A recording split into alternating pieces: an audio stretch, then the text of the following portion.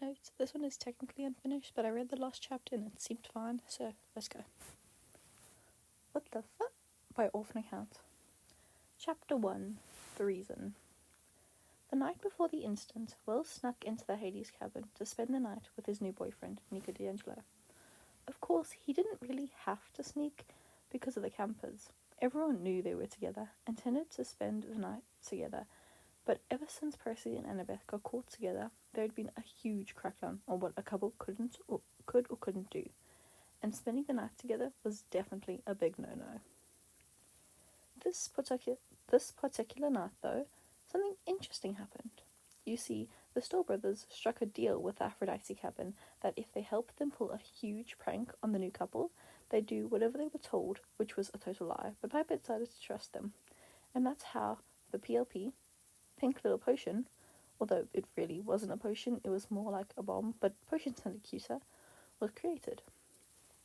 So that night, after Will and Nico had fallen asleep in each other's arms, the Stoll brothers threw the potion through the cabin window, and with a pop, a pink mist enveloped the cabin, and the Stoll brothers ran back to their cabin, having no idea what the potion actually did, and they wouldn't know until the morning.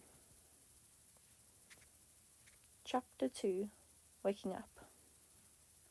Nico was the first to wake up and notice the change. He could feel the heaviness on his chest, but he didn't realize what had actually happened until he got up from the bed and walked towards the mirror. And shortly after, screamed in a high-pitched voice, which woke Will up with a start and looked over at his boyfriend. Nico, babe, why'd you scream? His eyes were still blurry, so he really couldn't see anything until he rubbed his eyes and saw a girl with extremely long black hair, pale skin, and angel-like face, staring at herself in the mirror, before turning around and staring at Will, before saying, "Oh God, it happened to you too." So, as most of you know, Nico isn't one to scream or freak out, but seeing yourself turned into a girl and then turning around to see your once strong, handsome-looking boyfriend turn into a girl with a short blonde pixie cut and, well, still had a surfer's body, but it was a girl surfer's body, well, we'd all probably want to scream. And that's exactly what they both did, after Will saw himself. They only stopped screaming after Annabeth, Percy, Piper, and Jason all barged to the door to see what the hell was going on in cabin 13, only to stare at them both in shock for a good 5 minutes after they saw them.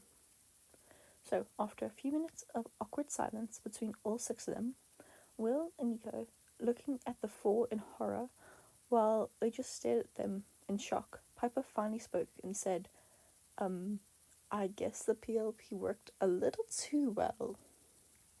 And before anyone could ask any questions, the daughter of Aphrodite quickly used her charm speak. "You 3 should go and make sure that none of the other campers heard that screaming, okay? I'll help them." And then, of course, all 3 of them did exactly what she said, as she walked into cabin 13 and looked at the 2. So, Nico glared at her. "What the hell is a PLP, and why the hell did it do this to us?" Piper bites her lip and shakes her head. I'll explain it to both of you later, but right now we've got some other issues to deal with. She looked at the 2 people quickly and saw that Nico's once slightly baggy shirt was now showing off a little bit too much of... It is weird to say his boobs, because that's kind of what they were, and Will had originally fallen asleep shirtless. Just wait here and don't open the door until I say it's me, okay? Chapter 3. Dress Up. Piper did come back, but she came back with a fashion army, aka all the girls from the Aphrodite cabin, excited for their new mission. Not that Nico and Will noticed, because Nico was too busy staring at his feminine face in the mirror, while pinching and slapping his arm, whispering, "Wake up, wake up," while Will just hid under the blankets because of the fact that he had fallen asleep shirtless, and didn't feel like showing off his new assets whatsoever.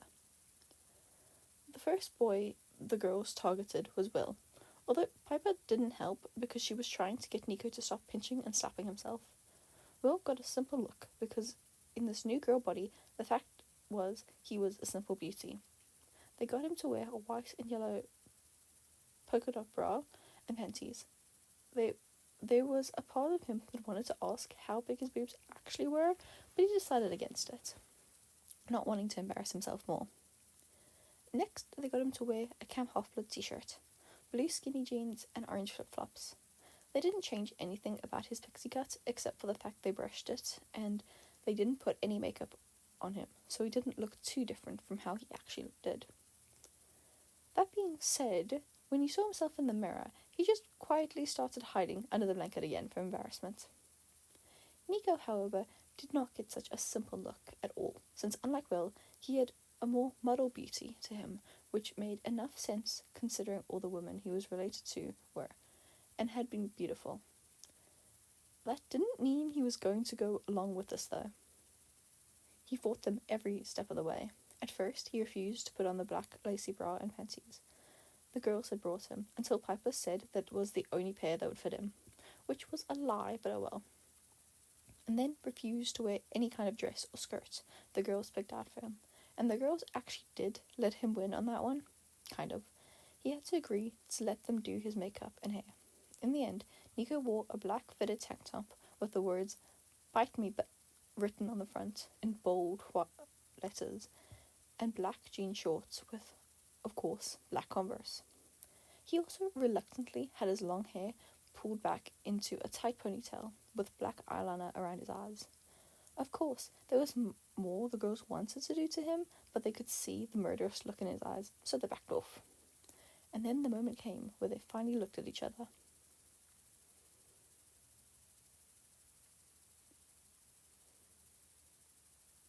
Chapter 5. Dress Up Was Worth It. Needless to say, it was pretty awkward actually looking at each other. After the girls pulled Will out from under the covers and had him look at Nico, who was awkwardly crossing his arms, trying to hide, well, everything, and doing a pretty bad job at it, while Will just awkwardly held the blanket over his body and doing a better job than Nico at hiding. That lasted about 8 seconds after they saw each other, however. Then they almost simultaneously dropped the blankets and unfolded their arms, staring at each other in shock. To put it simply, both were in shock over the fact that the other was gorgeous, and they thought the other was gorgeous. It was more likely Will would consider Nico to be gorgeous considering he was bi, but Nico? Really? He was as rainbow as a boy who constantly wore black could be, aka he was 100% gay, so that was just strange. That being said, Nico was staring point blank at Will's body and loved every part of it that he could see, and of course that made him blush, which was okay, because Will was blushing with him. Of course, they weren't alone. The Aphrodite cabin were still there and fangirling their asses off. Even Piper, who had always considered Solangelo a lesser ship compared to Percibeth, but this was totally changing her into a Solangelo shipper. Eventually, the awkward silence between Nico and Will stopped as Will got up from under the covers and walked over to Nico slowly and said, once they were face to face, "Well then, this has been an interesting morning, hasn't it?" Even after everything that had happened in the last hour, or maybe even less, Nico couldn't help but smirk and say, "Oh, shut up, Solus." Now putting his hand on his hips, which was new, but definitely worked now. "Oh, don't act like you don't love my little jokes, babe." Will wrapped his arms around Nico now, just trying to ignore the fact that now it was slightly easier to get his hand around Nico's middle, and Nico wrapped his arms around Will's neck and said, "I never said I didn't." And then they kissed happily as Piper shooed the other Aphrodite girls out of the cabin, now deciding that Solangelo was now definitely her OTP.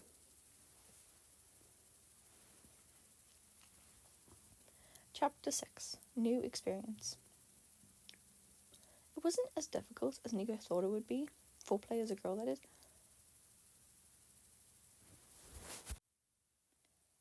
I'm skipping that. Anyway, Chapter 8. Oh shit. Well, after what happened with Nico and Will, the camp slowly figured out which cabin made the potion. And by slowly figured out, I mean the Aphrodite cabin fessed up, but also ratted out the Stoles. They got the usual punishments for magic pranks, but unfortunately no one knew how the potion was made. You might remember that the Aphrodite kids messed up on the original potion, so they don't even know what's in there. So the Stoles back up was confiscated, so they could figure out what was in it, so it couldn't ever be copied. Although they forgot one important thing. The stalls were arsehole pranksters, so when Percy came to the Hermes cabin to pick it up, they had a plan to at least get one last prank in. They handed it over to Percy and said that all he had to do was smell it, and the spell would start changing him so he shouldn't do it. Yep, they were using reverse psychology, and as Percy started to walk away from the cabin, it started to work. He was just about to try smelling it, just for the hell of it, when he tripped and dropped the vial, breaking it and making it explode in its usual puff of pink smoke. It knocked him out cold, but when he woke up, he definitely felt different, and he could tell he looked different from the wide-eyed stares he was getting from everyone that had surrounded him, including Annabeth. Percy Jackson himself had been changed into a girl thanks to the PLP potion. Chapter 9. Insert Little Mermaid pun here. Percy didn't start screaming until he got back to the Poseidon cabin. He refused to go to the infirmary for obvious reasons, but after seeing the small face, big green eyes, and just all-around feminine face, he started to have just a small panic attack. It only made it worse when Annabeth walked in and really just stood there staring at him for a good 5 minutes before saying, "So, how do you feel?" It sounded like even she knew it was a stupid question. Percy sighed, looking at himself. Herself? He wasn't even sure, as he cupped his new boobs in his hand and sighed, "Just help me, please." Annabeth nodded and got up, leaving the cabin, and coming back a few minutes later with a stack of clothes, and says, kind of uncomfortably, "You should get undressed now." Percy blushes but nods and pulls off the now way too big Camp Half-Blood t-shirt, blue jeans, and boxers. He didn't even want to look at himself, but he ended up looking anyway, only to hear Annabeth say, "Wow, you're beautiful." They stood there for a moment before Annabeth broke the silence by walking over with a bra and panties, holding them to him. "Just put these on." She was hiding her face, but anyone with a brain would know she was blushing. Anyway, it was easy enough to put on the light blue panties, but with the bra, well, it was fun until he had to figure out how to clip it. And eventually Annabeth had to help him, which seemed to only make her blush harder. That's when an idea popped into Percy's head.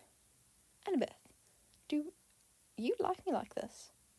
After about a minute of awkward silence, Annabeth wrapped her arms around him and kissed him. Okay, that is technically the end. I skipped a couple chapters, like 3, because, including the last one, because they're just notes, and then chapter 6, because I'm not going to read that, but anyway. Thanks for listening.